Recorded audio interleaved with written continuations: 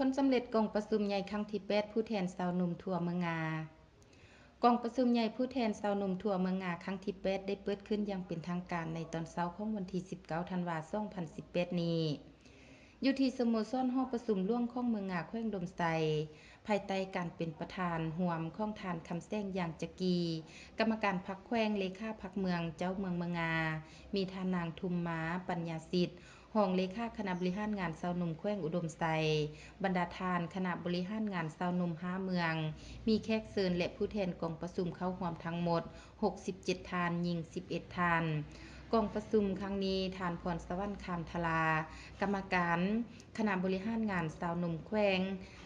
เลขาชาวหนุ่มเมืองได้ขึ้นผ่านบทรายงานการเมืองทั้ง2ภาคของคณะบริหารงานชาวหนุ่มเมืองสุดที่7นับแต่ปี2014เป็นต้นมาซึ่งให้ฮู้ว่าทั่วเมืองงามีคณะบริหารงานชาวหนุ่มทั้งหมด17สหายหญิง2สหายสมาชิกชาวหนุ่มทั้งหมด 3,655 สหายหญิง 2,043 สหายมี4หักท่านชาวหนุ่ม79หน่วยชาวหนุ่มในนี้ขั้นบาน61บ้านกลุ่มกองห้องการ15หน่วยและโรงเรียนกลุ่มบ้านทั้งหมด20หน่วย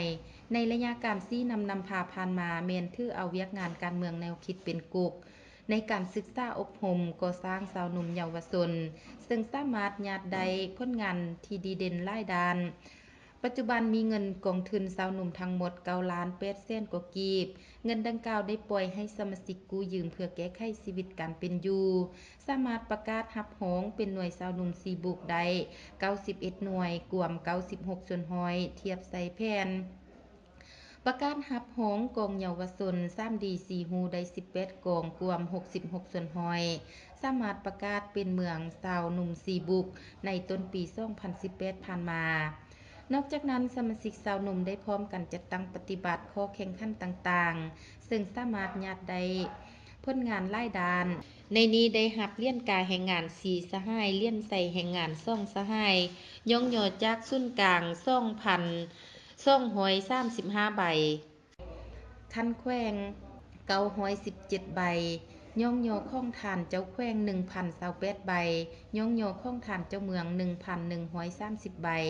นอกจากนั้นยังได้วางคาดหมายสู่ชนในหลายด้านที่จะต้องได้เอาใจใส่ซี้นำพาจัดตั้งปฏิบัติใน5ปีต่อหน้ากองประชุมผู้แทน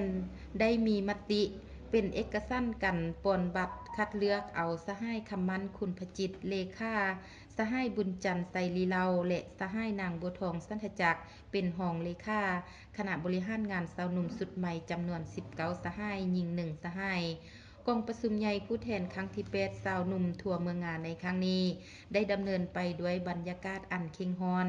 ใช้เวลา1วันก็ได้อัดลงด้วยผลสำเร็จจันทร์ห้อมจันทวงศ์รายงานจากเมืองงา